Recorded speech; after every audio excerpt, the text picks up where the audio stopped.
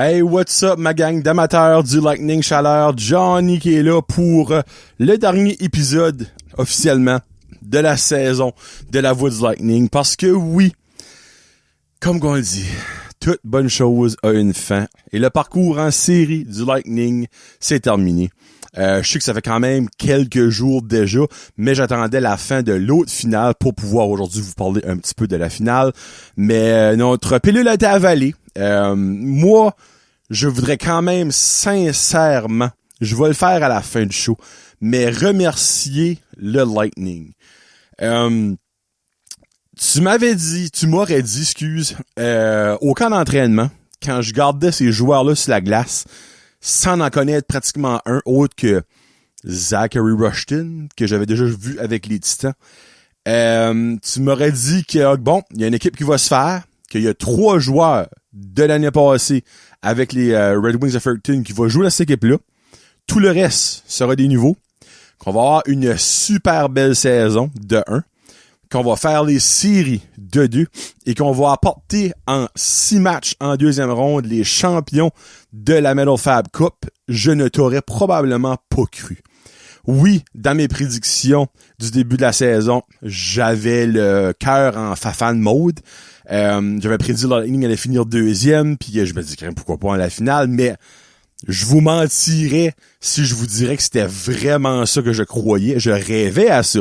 Mais le croire réellement, ce n'était peut-être pas le cas, mais je suis un éternel positif. Et là, la saison 1 de l'histoire du Lightning est finie. On va en parler tantôt, mais je regrette pas une minute de la saison, de l'aventure qu'on a vécue pour la première saison, et je souhaite sincèrement que plus de monde embarque l'année prochaine, parce que pour ceux et celles qui n'ont peut-être pas embarqué dans l'aventure cette année, vous avez manqué une summer ride. On en parle un peu plus tantôt. Aujourd'hui, le menu du jour. Il n'y a pas de nouvelles de la MHL, donc je sais pas sur le menu. Je vais aller avec les nouvelles du Lightning, qui est en gros parler de la série contre Edmundston. Au travers de la MHL, un petit retour sur les finales de division de la MHL, ma prédiction pour la finale de la Coupe Metal Fab, et mon hommage aux joueurs de 20 ans du Lightning. Puis après ça, bien évidemment, la fin du show et la fin de la saison 1 de la Voix du Lightning, déjà. Nouvelle du Lightning. Le Lightning affrontait le Blizzard d'Edmundston en finale de division de la East Link Nord. Ma prédiction, vous l'avez su, était le Lightning en 6. Malheureusement, ça aurait été en 6, mais Edmundston l'a emporté. Les éléments clés, j'avais dit pour Edmundston, Cédric Massé, et il a définitivement été un élément clé. Pas lors de toutes les parties, mais les parties importantes, il l'a été. Parfois, il a été chanceux. Parfois, il a été spectaculaire. Parfois, il a été la raison pourquoi que Edmundston a gagné et aussi pourquoi il a gagné le meilleur gardien de but de la saison. Du côté du Lightning, mon élément clé, j'avais dit Zachary Rushton, qui avait eu une très bonne saison contre Edmundston. Sans dire qu'il n'y a pas eu une bonne playoff, Zach, en 6 parties, aura eu 2 buts, 1 passe pour 3 points, qui est un demi-point par match, qui est vraiment en dessous de sa moyenne. Mais encore là, on va pas aller du côté négatif du côté du Lightning, parce que oui, je pourrais dire du négatif, parce que définitivement, il y a du négatif, mais pourquoi tourner le couteau dans la plaie quand c'est déjà fini, tu sais? Je l'ai dit sur mon après-match, pour ceux et celles qui ont suivi les actualités un petit peu, Jack Hayne, lors du match, mon Dieu de la vie, match numéro 4? Bon, match numéro 4 parce qu'il a été suspendu, Mercier a été suspendu un match qui était le numéro 5 à Edmundston. Il était de retour à ouais, c'est ça. Donc, du match numéro 4 a sorti sur une civière. Je vous dis tout de suite, Jack va extrêmement mieux. J'ai eu des nouvelles, mais évidemment, si le Lightning aurait continué, c'est même pas garanti qu'il aurait peut-être pu jouer la finale. Peut-être une partie, mais je ne crois pas dès le début. Mais Jack, dans le fond, ça fait de blesser. Et son asséneur, du coup, a été suspendu seulement un match. La suspension, selon moi, n'a pas affecté la série. Mais de perdre Jack pour le match numéro 4, parce que c'était au début de la première période, le match numéro 5 et le match numéro 6, Je suis prêt à dire que ça a été un élément dans la série. Est-ce que le Lightning aurait gagné quand même? Je ne dis pas ça. Mais définitivement, ça aurait aidé. Et selon moi, il y aurait eu un match numéro 7. Et après ça, garde, les dieux du hockey auront fait ce qu'ils voulaient. Mais honnêtement, ça a été un tournant pour la série. Je vais être 100% honnête avec vous autres. Le Lightning ont tombé avec plus de première ligne. La ligne de Jack Hayne, Ben Cross et Zachary Rushton n'a jamais changé depuis le début de la saison et les séries. Quand que Sam Roca a monté sur cette ligne-là, oui, il a bien fait, don't get me wrong, mais ça n'a quand même pas eu l'impact qu'un Jack Hayne aurait eu. Et le Lightning s'est malheureusement incliné face au Blizzard d'Edmundston en 6 matchs. Le Blizzard, que je l'ai dit, est un club complet, 4 lignes à l'attaque qui sont capables de fonctionner, 3 paires de défenseurs qui fonctionnent et le meilleur gardien sur papier et avec le trophée de la MHL. Donc, ils ont-tu avoir honte? Zéro pinball. Parce qu'ils affrontent, c'était pas David contre Goliath, mais presque. Le Lightning jouait à 3 lignes pratiquement durant toutes les playoffs. Ils ont joué à 11 attaquants et même à 10 attaquants certains matchs. Je comprends que comme Jackson Pierce à un moment donné a décidé de décoller. Après ça, les échanges étaient finis, les agents libres, il n'y avait plus. Il y avait des call-ups, mais les call-ups, il y a même temps que les playoffs dans le midget pis tout ça, tu sais, comme ils pouvaient pas les call-ups, les gars, tu sais, les Dax Fraser pis les Carter McElroy pis tout ça. Donc, ils ont fait les gars ce qu'ils pouvaient. Et honnêtement, ils ont aucunement à avoir honte. Donc, défaite en 6 matchs contre le Blizzard d'Edmundston. C'est ça que c'est. Je vais aller avec les pointeurs so far au travers de la MHL pour les séries après les 2 premières rondes. Il reste une ronde. Dans le fond, il reste la finale de la Medal Fab Cup. Donc, du côté des pointeurs, on a Carter Bromley qui est le meilleur pointeur présentement au travers de la ligue avec 17 points, suivi de William Labranche d'Edmundston qui a 15 points et Justin Ouellet de Summerside qui a 15 points aussi. Jack Hayne terminera en 4e position. Ben non, terminera pas en 4e position. Terminera avec 13 points en 9 matchs, donc quand même 2 matchs de raté pour techniquement 3 matchs, parce que le match qui a été blessé compte comme s'il a joué, mais il a joué même pas 3 minutes, là, tu sais. Michael Arsenault de Edmundston a 12 points en 5e position. Darian Thompson d'Edmundston en 6e a 12 points lui aussi. Callum Aucoin de Truro a 11 points. Tout comme Émile Fournier d'Edmundston qui a 11 points.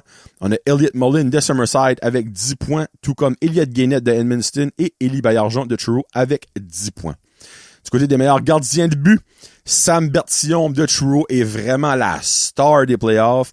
En 12 parties, 8 victoires, 4 défaites, une moyenne de 1.71, taux d'efficacité de 947 et 2 blanchages. Colton Burrett de Summerside est quand même vraiment en bonne shape aussi avec une moyenne de 1.85, taux d'efficacité de 929 et 2 blanchages lui aussi. Et le gardien de but d'Edmundston, Cédric Massé, a maintenant une moyenne de 2,76, taux d'efficacité de 915. Et Jack Hayne du Lightning finira avec 6 victoires, 4 défaites, 1 défaite en prolongation, moyenne de 3,64, taux d'efficacité de 883 pour Jack Flanagan. On va aller vite fait avec le retour sur l'autre finale, dans le fond. Truro affrontait Summerside, les hôtes de la Centennial Cup. J'avais fait une petite prédiction de Summerside allait gagner en 7. Finalement, ça aura été en 7, mais Truro l'a emporté. Élément clé pour Truro, j'avais dit Sam Bertillon, mais honnêtement, il y a eu un match difficile, un peu difficile, mais le reste du temps, il a dominé. Il a même eu un shutout lors de la finale de la Eastling Sud. Du côté de Summerside, j'avais dit Elliott Robert devait se lever et il ne s'est pas vraiment levé. En 7 parties, 2 buts, 2 passes pour 4 points. C'est vraiment une grosse déception, Elliott Robert, pour surtout le prix qu'il a coûté lors de l'acquisition au Trading Deadline. Il va à la Centennial Cup, il pourrait gagner la Centennial Cup quand même, mais reste que comme Summerside était all-in, on a fini premier dans la ligue, on fait plusieurs échanges, plusieurs acquisitions pour finalement perdre, même pas en finale, perdre lors de la finale de la division Sud. Donc, ça nous apporte à une finale Truro contre Edmundston, ce qui veut donc dire que le perdant n'ira pas à la Centennial Cup parce que Summerside n'est pas dans la finale. Donc, il y a vraiment une grosse raison de jouer. Le gagnant va à la Centennial Cup et l'autre tombe en vacances. Cette saison, évidemment, 2 parties ont été faites un contre l'autre, une à la maison, une à l'extérieur. Truro a dominé les 2 matchs. 2 victoires pour Truro, 2 défaites pour Edmundston. Une victoire de 5-1 à la maison et une victoire de 7-2 à Edmundston. Honnêtement, c'est juste 2 matchs. Mais c'est quand même pas serré niveau pointage. Moi, je vais avec une victoire de Truro en 6 parties lors de la finale. Truro, techniquement, a été la 2e meilleure équipe de la Ligue. On a fini à égalité avec Summerside, mais ils ont pas eu le tiebreaker. Avoir été dans la division Nord, il aurait même fini en avant de Grand Saut. Donc, Truro est une grosse machine de hockey. Moi, je vais avec Truro en 6 pour la finale. Élément clé du côté d'Edmundston, aucun doute, Cédric Massé, le gardien de but, a de quoi se faire racheter. Lors de la défaite de 5-1, il a donné les 5 buts. Lors de la défaite de 7-2, il a venu en relève à Brenner, c'est même plus Brenner qui est leur backup à c'est Saint-Onge, mais il aura quand même donné 3 buts sur une vingtaine de lancers, donc il aura donné 8 buts en 2 parties contre Truro. Donc, si que Edmundston veut avoir une chance à la Centennial Cup, aucun doute, il va falloir que Cédric Massé soit dominant. Puis honnêtement, même si qu'il goal comme qu'il a goalé contre le Lightning, je suis pas prêt à dire que ça va être assez. Donc, il va falloir qu'il step up solide. Du côté de Truro, oui, j'aurais pu dire Sam Bertillon. J'ai dit le gardien de but pour Truro, les 2 autres séries. Mais là, je me dis, je vais changer. Mais Sam Bertillon, définitivement, il doit goaler comme qu'il a goalé lors de la première et de la deuxième ronde. Mais j'étais avec Élie Baillargeon. Le petit attaquant, quand même, à la style de Brad Marchand, de 20 ans du côté de Truro. En 2 matchs cette saison contre Edmundston, a 2 buts, 3 passes pour 5 points. Il y a quand même des pas pires de série. Je pense qu'il y a 1 point par match en moyenne. Et Truro ne compte pas dans le match beaucoup de buts. Ils ont une très, très, très bonne défensive et 2 excellents gardiens de but. Mais Élie Baillargeon, honnêtement, je crois que niveau attaque, ça pourrait être lui le leader lors de cette série-là. Donc, ma prédiction est Truro en 6. Pas parce que je veux pas que Edmundston gagne, mais c'est parce que je pense que Truro est vraiment dans une zone, là. Ça fait 2... Non, excuse, non, ça fait pas 2 séries de fil qui vont en 7, par exemple. Il viennent en 7 contre Summerside, mais l'autre avant, il avait gagné Pictou en 5 matchs. Excuse, je pensais qu'il avait été en 7. Non, c'est Summerside.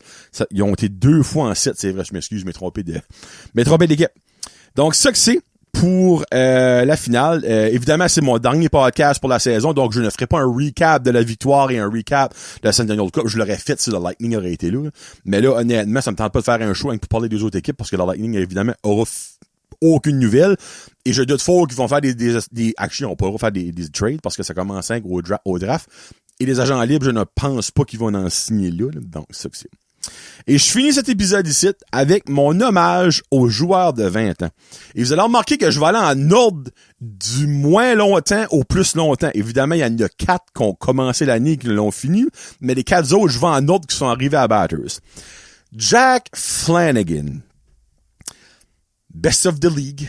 Honnêtement, je l'ai dit lors de mes premiers podcasts que Jack Flanagan, selon moi, était le meilleur gardien de but de la MHL. Il l'a prouvé dans le passé.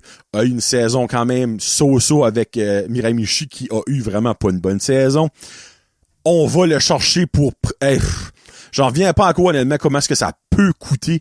Et là, tout porte à croire que Samuel Carreras-Patat ne sera même pas à Miramichi l'année prochaine. J'ai parlé avec quelqu'un qui le connaît, puis honnêtement, il dit non. Il dit, je pense même pas qu'il va aller au training camp. Donc, à moins que Jackson Shaddick vienne à Miramichi, mais encore là, on va avoir un first round, un second round et un third round s'il vient. Donc, ce trade-là, c'est vraiment un vol en plein jour. Et Jack, pour l'avoir côtoyé à quelques reprises et surtout l'avoir jasé avec lui à l'événement aux Lions avec mon garçon, un gentleman. Super de gentil gars. Le type parfait pour aller jouer universitaire. Je ne sais pas s'il veut suivre une carrière universitaire. Je ne sais même pas ce qu'il veut faire, là. Mais je pourrais avoir ce gars-là goal avec UNB. C'est comme, ce genre-là serait parfait. Thomas Hendrickson, lui, il a commencé avec avec 2 prises à mon bord parce qu'il a été changé contre Jean-Christophe Gemme et je l'ai dit souvent, vous savez à quel point que j'aimais Jean-Christophe Gemme. Et j'ai eu, honnêtement, la pilule a passé de travers pour cette trade-là et je l'ai déjà parlé pis tout ça. Donc, Thomas Hendrickson arrive. Tirou, comme que j'aime l'appeler. Et Tirou, honnêtement, il a dû travailler fort, mais j'ai fini par beaucoup l'aimer.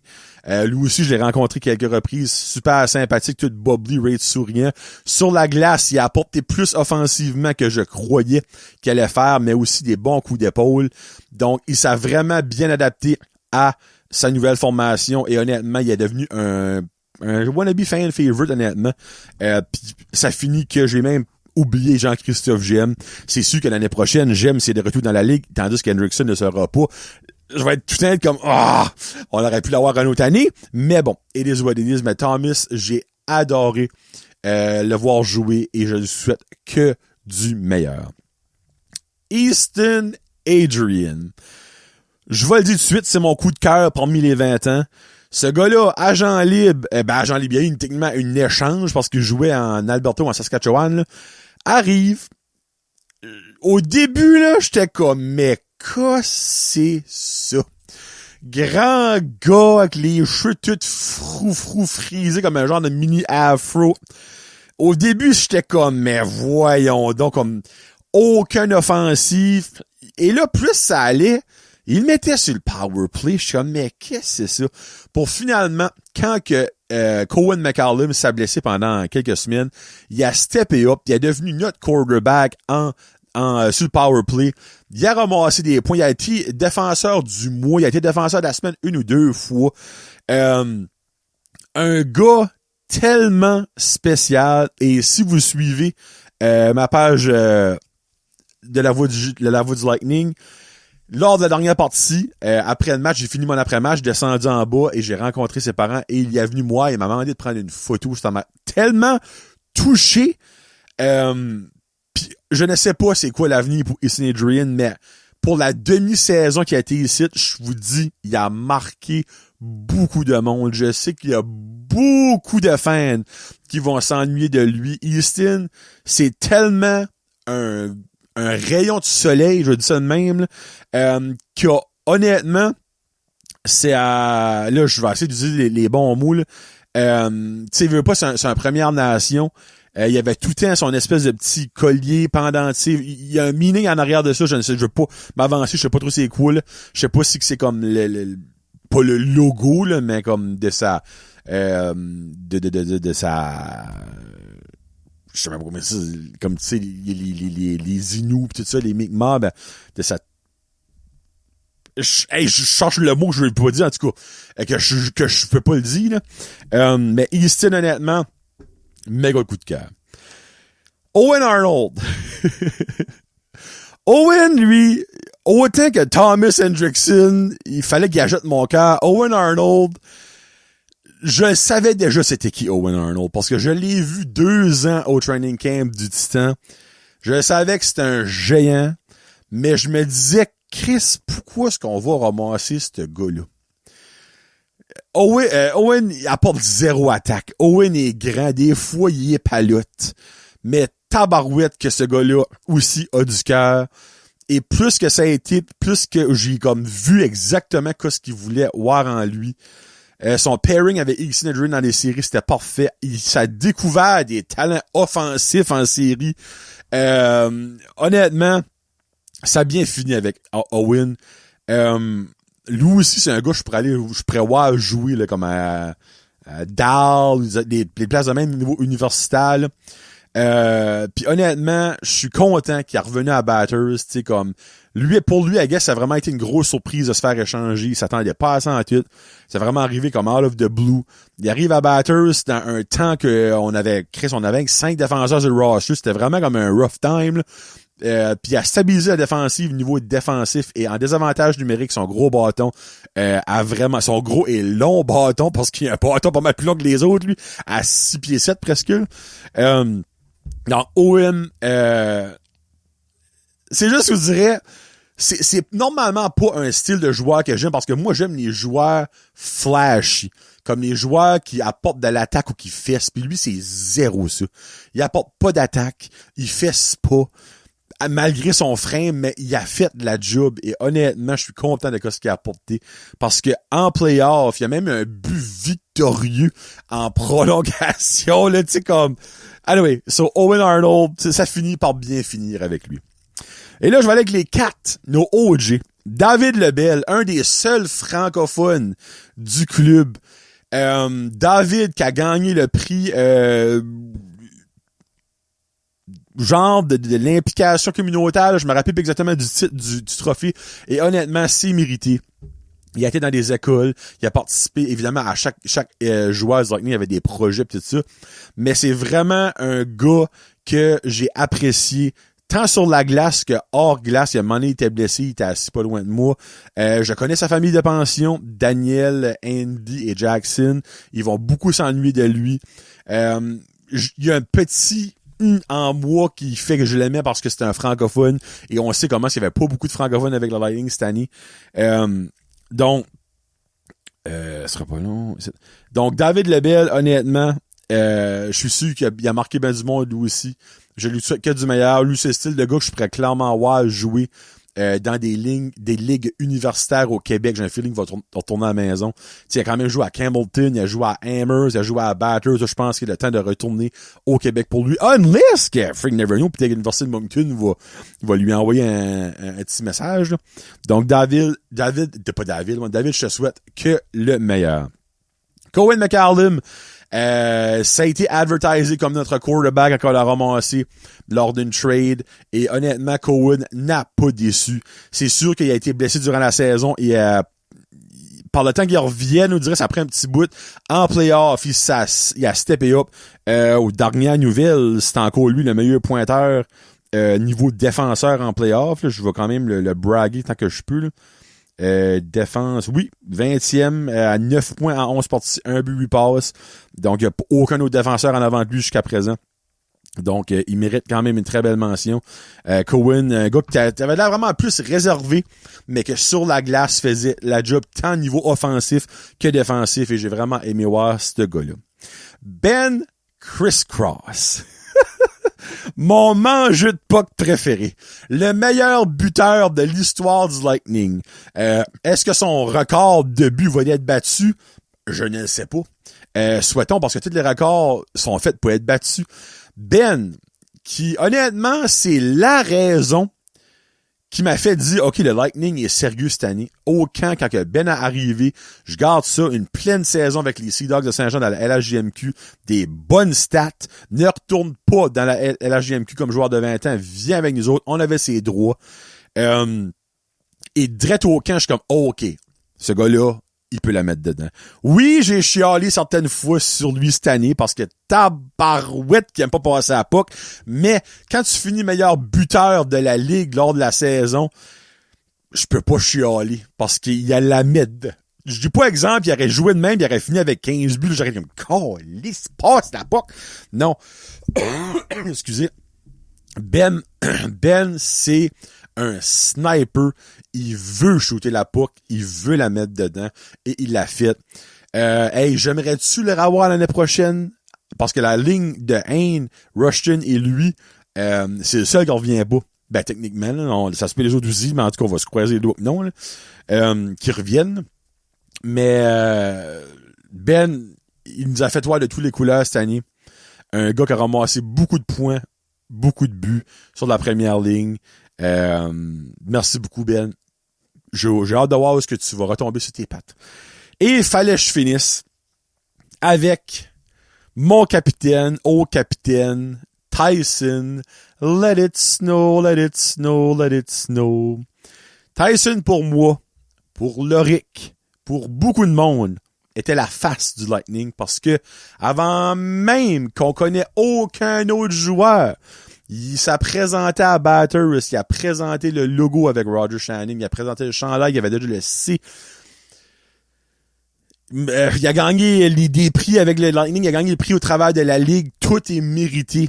Un gars qui jouait dans toutes les facettes du jeu, que ce soit sur le plan offensif, sur le plan défensif, aux mises au jeu, en désavantage numérique, en coup d'épaule, ça a battu.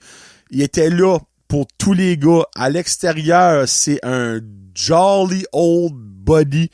Sur n'importe quel TikTok, vidéo de Lightning, tu voyais que ce gars-là était apprécié, plus qu'apprécié par ses coéquipiers, par le staff. Il va être extrêmement manqué par tout le monde. Il a joué une saison à Batters, mais honnêtement, quelle saison! Et moi, je vais me souvenir pendant longtemps de mon capitaine, au capitaine, Tyson, let it snow, let it snow, let it snow. Tyson va probablement retourner à Terre-Neuve. C'est un très grand joueur de rugby. Je ne sais pas s'il va continuer sa carrière de hockey ou qu'il va continuer dans le rugby, mais je lui souhaite juste du bon parce que tu parles d'un bon gars. La personne qui va être capitaine l'année prochaine a des énormes souliers à remplir. Mais en même temps, je suis sûr que Tyson a déjà préparé la relève sans même que le monde le réalise. Le gars qui va take over le capitaine du Lightning l'année prochaine, je suis sûr qu'il va avoir un gros empreinte de Tyson Snow sans même le réaliser sur lui. Parce que c'est pas n'importe qui peut porter le C, surtout pas lui de mon capitaine, au capitaine, pour une dernière fois, Tyson. Let it snow, let it snow, let it snow. C'est ça que c'est. Donc, que le meilleur à Jack Flanagan, Thomas Hendrickson, Easton Adrian, Owen Arnold, David Lebel, Cohen McCallum, Ben Cross et Tyson Snow. C'est ce qui conclut la saison 1 de la voix du Lightning. Normalement, j'aurais fait un autre épisode parce que je déteste les chiffres impairs. On est l'épisode 29 right now. Mais je me dis non. C'est ça que c'est. Je suis très nerveux parce que j'haïs les chiffres impairs. Je suis très superstitieux de ça. Ben, je me dis, on n'a pas gagné cette année, donc est-ce que le 29 va lever la curse de la première saison de non-victoire? On verra bien. Et une autre personne, avant que tu finisses, OK? Premièrement, merci à la ville de Batters, à Roger Shannon, d'avoir fait venir le Lightning à Batters. Je peux pas croire qu'une personne serait déçue de cette première saison ici. Deuxièmement, un gars qu'on voit pas souvent, il y a du monde qui l'a jamais vu, mais que cette année a fait une job de fou. Je sais qu'il écoute le podcast. Je ne sais pas s'il va comprendre ce que je vais dire là parce qu'il écoute probablement les subtitles et des fois les subtitles, ça sort très bizarre. C'est notre directeur général, George McIntyre. George était pas censé être directeur général. On s'en rappelle tout. Au début de la saison, on avait un coach directeur général que finalement, et là, je me... My God, son nom. Ben là, j'ai Matt Wright dans la tête. Ben Matt Wright, c'est lui qu'on a right now. Je m'excuse, j'ai un blanc de mémoire de son nom. Mais il a pris un poste avec UNB. Sorry. Par respect, faut que je trouve son nom. J'ai freak.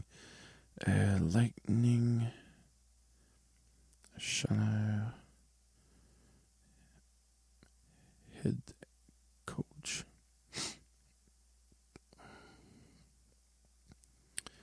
Ce sera pas long, on va le trouver.